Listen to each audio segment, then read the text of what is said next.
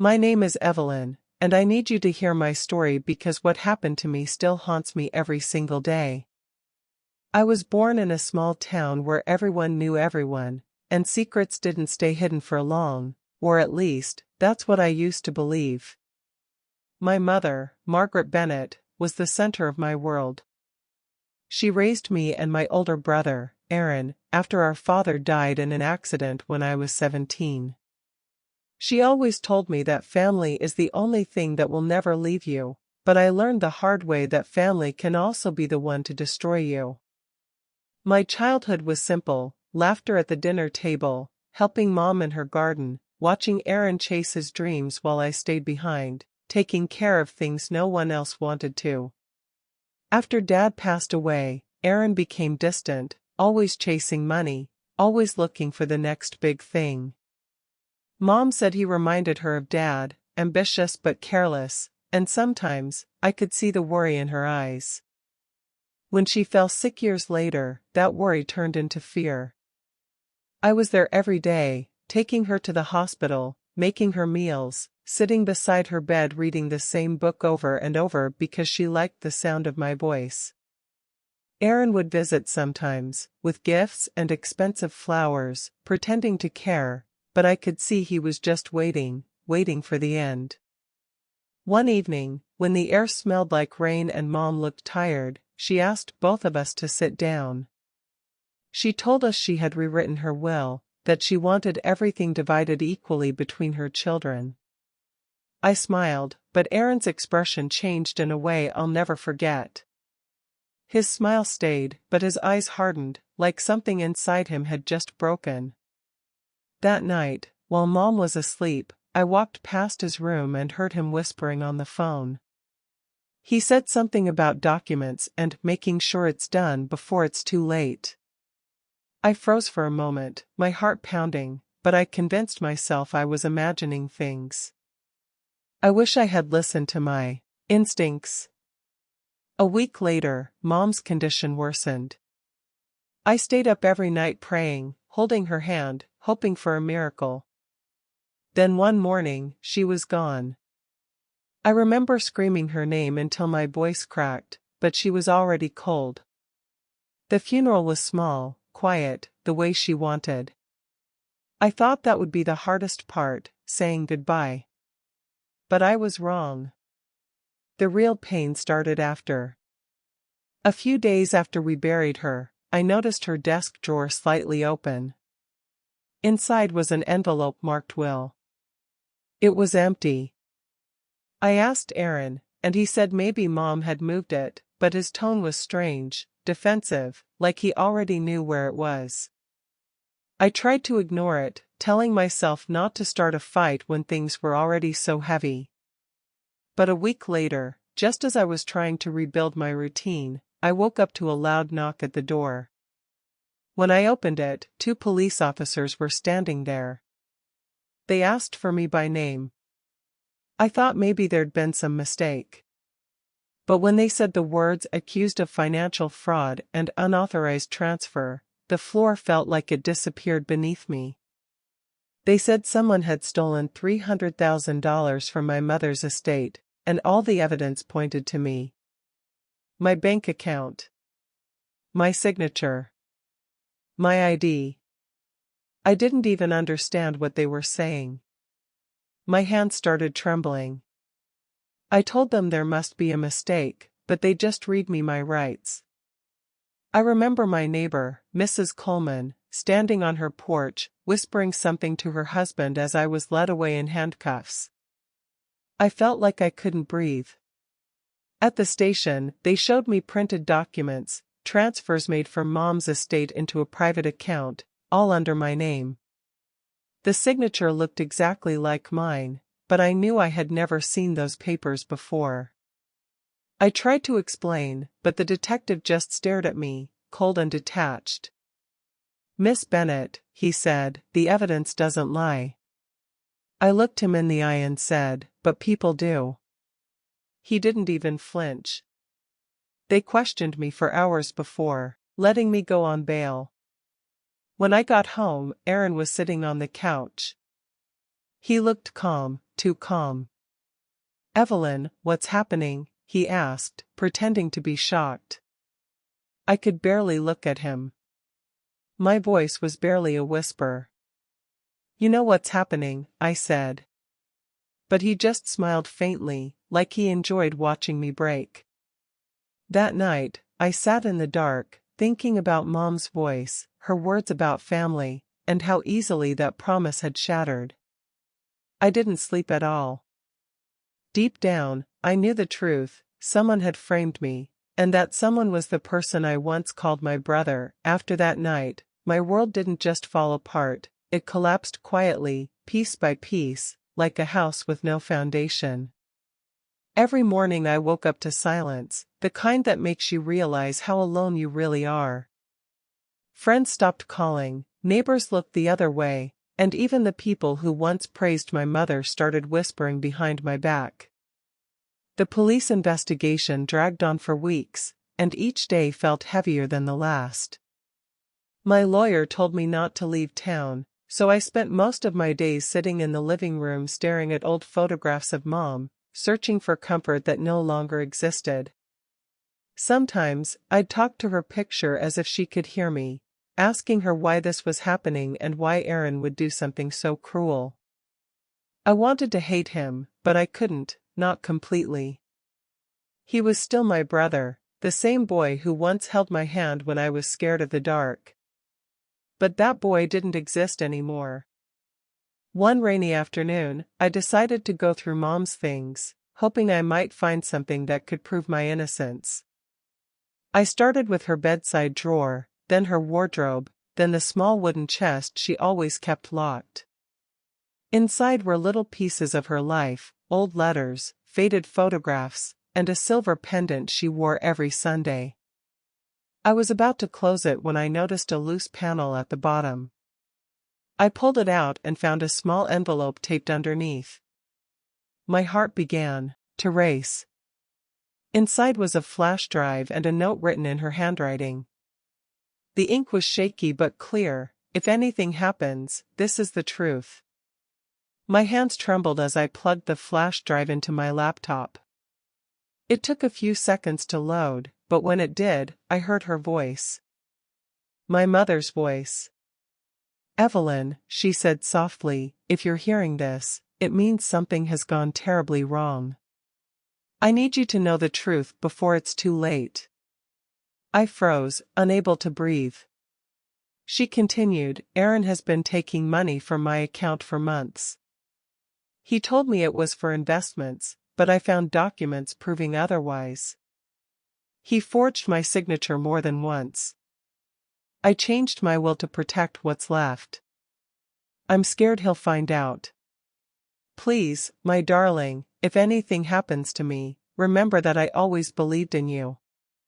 The recording ended, leaving me in silence so deep I could hear my own heartbeat. I burst into tears. Everything made sense now: the missing will, the defensive tone, the way Aaron smiled when I was arrested. He had done it. My own brother had destroyed me to protect his lies. I called the detective immediately, but he didn't sound convinced. He asked for the flash drive and said they'd verify it, but his tone made it clear he thought I might have made it up. I hung up feeling hopeless, but something inside me refused to give up. I knew I had to gather more proof. I went to Mom's lawyer the next day. He hesitated when he saw me. "Evelyn, I don't think we should be talking," he said nervously. "You're under investigation." I placed the flash drive on his desk and said, "Then listen to this and tell me if you still think I'm guilty." When he heard Mom's voice, his expression changed. He looked pale, shaken. "Where did you get this?" he whispered. "From her," I said. "She left it for me." He promised to review it and contact the authorities. I left his office with a mix of fear and hope, the first bit of light I'd felt in weeks. But that light didn't last long. That night, I came home to find my front door slightly open. My stomach dropped. I stepped inside slowly, calling out, "Aaron?" No answer. The living room was a mess, drawers pulled out, papers scattered. I ran to my bedroom. The laptop was gone. The flash drive was missing. My heart pounded so loud I could barely hear my own thoughts. He had been there. I called the police, but by the time they arrived, there was no sign of forced entry. They said maybe I misplaced it. I wanted to scream.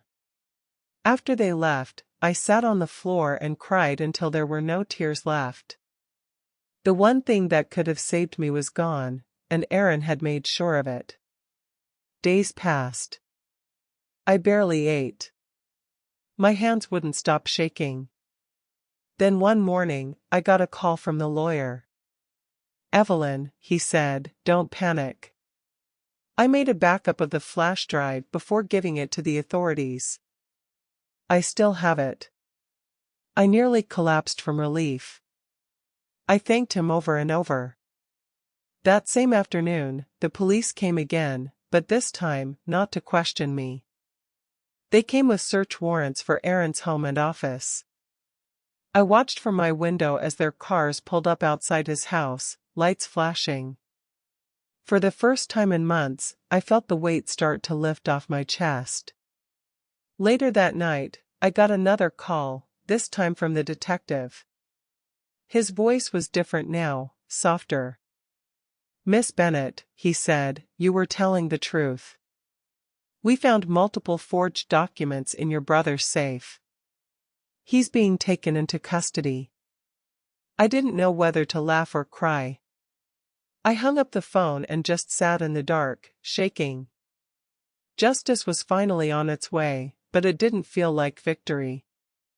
It felt like loss, deep, heavy loss that no verdict could fix. Aaron had taken more than money. He had taken our family's soul. The day of Aaron's arrest should have brought peace, but instead, it brought silence, the kind that haunts you even when you try to sleep. The media called it the Bennett scandal, flashing our family name on every channel as if it were entertainment.